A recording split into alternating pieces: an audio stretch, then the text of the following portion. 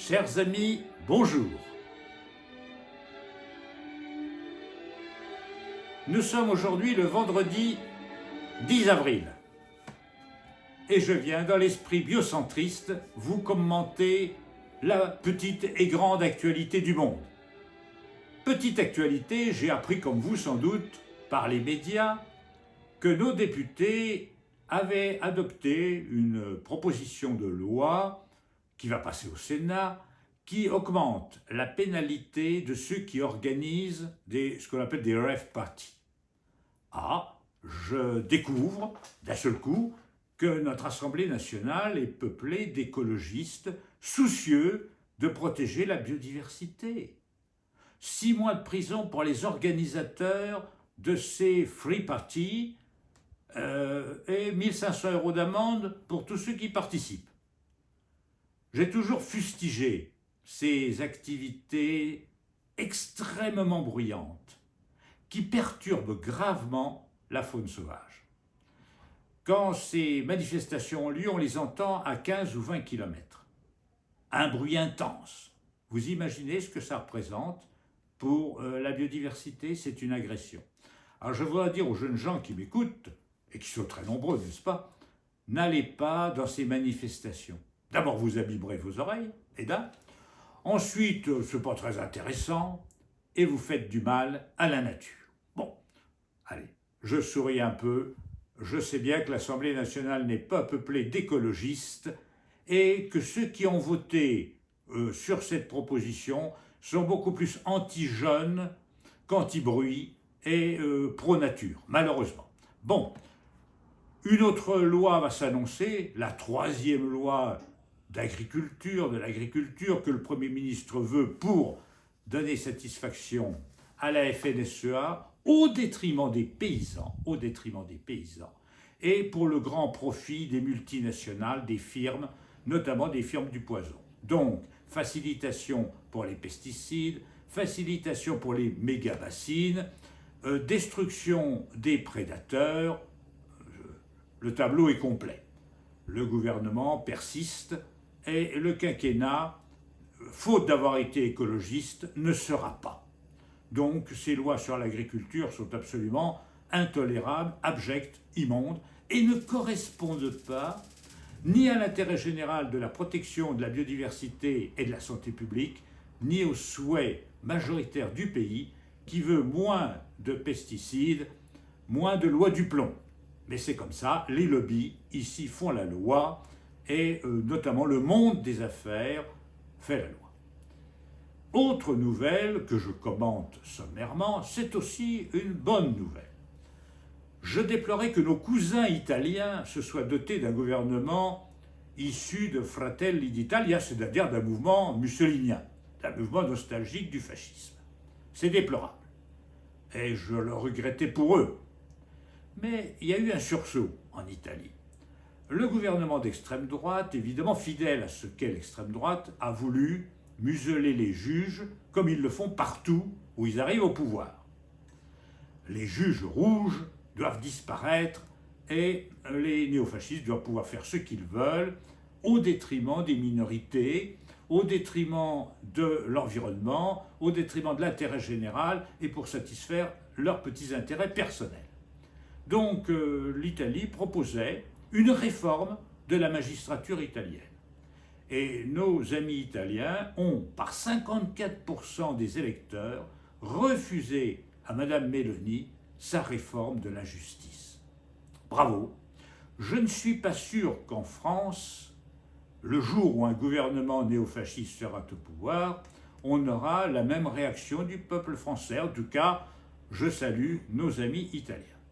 Je souhaiterais aussi saluer, mais ça faut attendre lundi prochain, nos amis hongrois, s'ils arrivent à se débarrasser de Orbán, ce représentant dans l'Europe des intérêts des 3 néo-fascistes que sont Poutine, Trump et Netanyahou. Orbán est un de leurs agents infiltrés dans notre Union européenne où malheureusement ce genre d'idéologie n'a pas sa place. Les Hongrois vont voter dimanche pour des législatives et j'ose espérer que le parti nationaliste et le parti pro-russe sera battu. C'est pas évident. C'est pas évident parce que si on peut tomber aisément dans le fascisme, on n'en sort pas aisément. Pourquoi ? Parce que le fascisme contrôle les médias, contrôle l'opinion et interdit et criminalise toute pensée différente. Donc, les Hongrois auront bien du mérite s'ils arrivent à se débarrasser de ce gouvernement. Bien, le monde va comme il va, et il va mal. Les Français se plaignent, l'essence, le diesel, les prix montent. Pourquoi ? Parce qu'il y a ces éternelles guerres du Proche-Orient dont on ne sort pas. Et comment aurait-on pu en sortir ? Oh, très aisément. Non en préparant la guerre, mais en optant pour la paix. Nous avions, nous hommes de paix, espéré que les accords d'Oslo en 1993 auraient permis l'émergence de deux États fraternels, un palestinien et un israélien, au Proche-Orient. Et si le projet d'Yitzhak Rabin et d'Arafat avait abouti, il n'y aurait pas eu des centaines de milliers de morts, d'un côté comme de l'autre, dans ces affaires-là. Malheureusement, Yitzhak Rabin, le Premier ministre israélien, a été assassiné par un fasciste israélien et il s'en est suivi une dérive de ce pays dans le néofascisme, d'où les guerres actuelles, interminables, qui en plus permettent aux dirigeants actuels, M. Netanyahou, de se cramponner au pouvoir, puisqu'il restera au pouvoir aussi longtemps qu'il y aura la guerre, et comme il craint la justice de son pays, il veut rester au pouvoir, et ça entraîne des milliers et des milliers de morts dans des guerres perpétuelles. Alors, ça brouille même les esprits dans notre pays. Et là, je dois revenir sur un sujet important, parce que ça divise le camp du progrès, le camp de la justice sociale et le camp de l'écologie en France, avec des anathèmes qui se jettent d'un côté comme de l'autre, au nom de l'antisémitisme.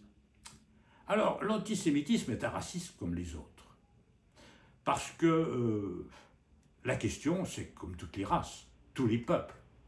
Un universaliste intégral, comme je suis, considère que sur la Terre, il y a des êtres humains. Et il n'y a que des êtres humains, libres à eux de se définir comme ils l'entendent, d'avoir des appartenances, d'avoir des choix. Mais sur le plan du droit, sur le plan de la dignité, sur le plan de la liberté, tous les êtres humains sont absolument égaux. L'État d'Israël ne s'appelle pas Israël, il s'appelle l'Israël. On ne dit pas Égypte, on ne dit pas Algérie, on dit l'Algérie, l'Égypte. Israël n'est pas un être humain, c'est un État. Donc c'est l'Israël. Et l'Israël est un État comme tous les autres, qui a le droit, bien sûr, de son autonomie, au même titre que la France, l'Allemagne, le Liban, ou l'Italie, ou que sais-je. Mais ce n'est pas une race supérieure non plus. Ce sont des êtres humains comme tous les êtres humains, qui ont les mêmes droits que les êtres humains et qui sont soumis aux mêmes critiques. Actuellement, ils se sont dotés d'un gouvernement fasciste et nazi, qui pratique l'apartheid, qui a pratiqué un semi-génocide et qui fait, pour avoir un grand Israël, la politique de la valise ou du cercueil. C'est intolérable.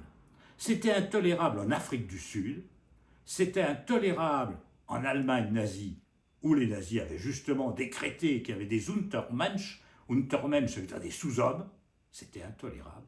C'est intolérable pour les Israéliens.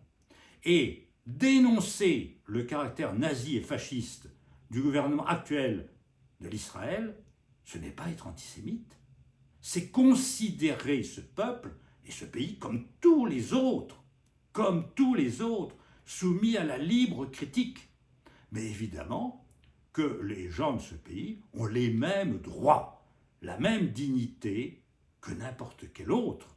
Et il ne saurait en être question de créer des discriminations ou des hostilités en France à l'égard de telle ou telle appartenance. L'antisémitisme est un racisme intolérable. Le gouvernement d'Israël aujourd'hui est un gouvernement criminel intolérable. Et les deux choses doivent être absolument distinguées. Et j'invite les politiques français à être très précis dans ces termes-là et à ne pas créer des confusions qui peuvent en effet avoir des dérapages fâcheux. On n'a pas à importer ici les guerres du Proche-Orient, on a tout simplement à émettre des critiques lucides, objectives, rationnelles et impartiales à l'égard des uns et des autres. Si on veut la paix, on prépare la paix. Donc, pour résumer, vive la vie, c'est tout ce que je peux vous dire, mes amis, et je vous remercie de diffuser notre chaîne, de la faire connaître.